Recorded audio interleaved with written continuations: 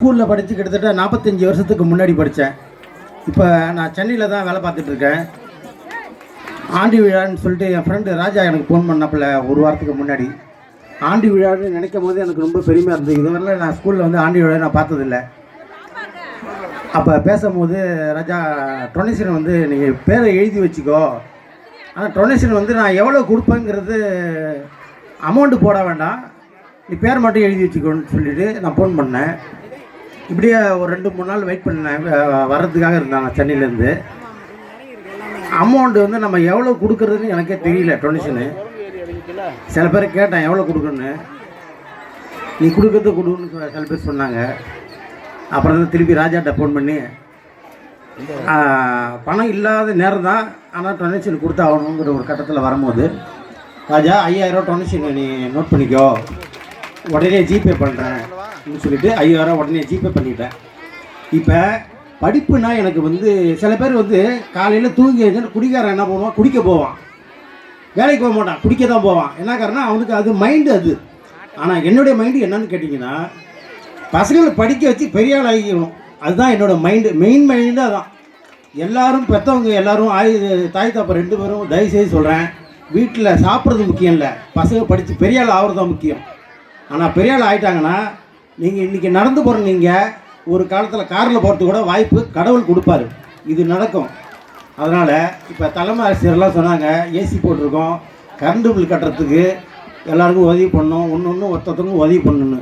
நான் இப்போ என்ன நினைக்கிறேன்னா, கரண்ட் பில்லுக்கு வருஷத்துக்கு 2000 ரூபா முன் அட்வான்ஸாக நான் தரேன். ஏன்னா ஒரு டொனேஷனுங்கிறது வந்து ஒரு இதை வந்து நம்ம நடத்த போகிறோம்னு சொன்னாக்கா எவ்வளோ பட்ஜெட்டு போட போகிறோம்னு கணக்கு பண்ணி அப்போ தான் நோட்டை எடுத்துக்கிட்டு நம்ம டொனேஷனை வசூல் பண்ண போவோம். ஆனால் அந்த கரண்ட் பில் அப்படி கிடையாது. டொனேஷனை வந்து நம்ம வாங்கி கட்ட முடியாது. முன்னாடியே அட்வான்ஸாக பணம் இருந்தால் தான் கரண்ட் பில் கட்ட முடியும். அப்படி இல்லைன்னா இபியில் வந்து பீஸை பிடிக்கிட்டு போடுவாங்க. அப்போ என்ன பொதுமக்களோட படிப்பு ரொம்ப பாதிக்க வேண்டியது இருக்கும். அதனால் நான் முத 2000 ரூபா முன் அட்வான்ஸாக 2000 ரூபா கரண்ட் பில்லுக்காக நான் கொடுக்குறேன். வருஷத்துக்கு ஒரு நாள் கொடுக்குறேன், வருஷம் 2000 ரூபா கொடுக்குறேன்.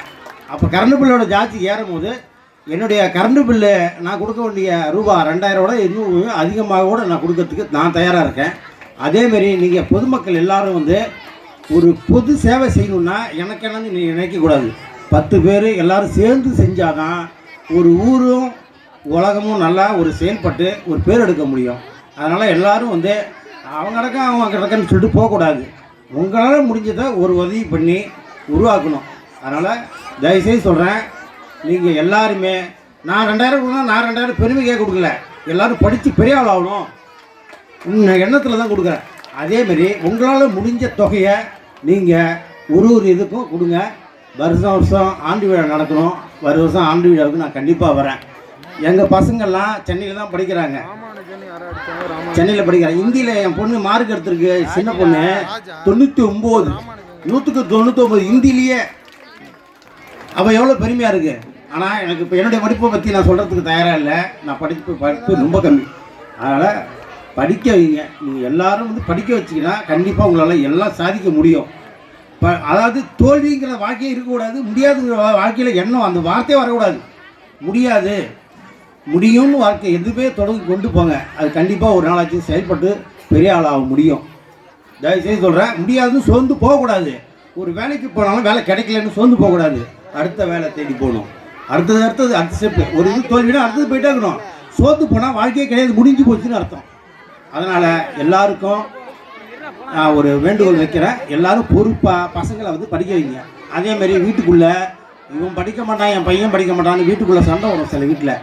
ஐயோ இவன் படிக்க மாட்டான், அதை பாரு மூஞ்ச பாரு, அப்பா மாரியே படிக்க மாட்டான், அப்பா மாரி குடிகாரன் ஆகிடுவான். அந்த வார்த்தைலாம் தைரியம் சொல்லாதீங்க. அது சில பேர் சொல்லுவாங்க, அப்பனை மாரியே இருக்கான் பாரு இவன் படிக்க மாட்டான். பொண்ணை பார்த்து சொல்லுவாங்க, ஆய் மாரியே இருக்கா இவன் படிக்க மாட்டேங்கிறான்னு.